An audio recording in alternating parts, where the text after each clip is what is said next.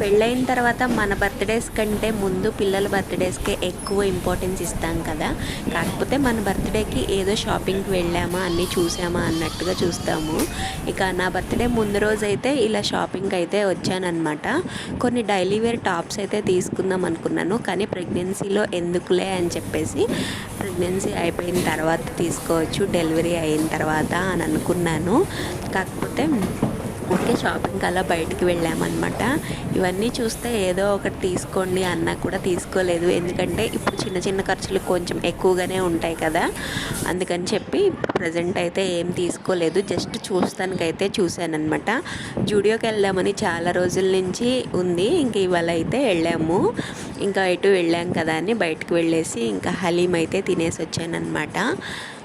ఈ బర్త్డే అయితే నాకు డబుల్ స్పెషల్, ఎందుకంటే ముందు ఒక బేబీ, లోపల ఒక బేబీ అనమాట.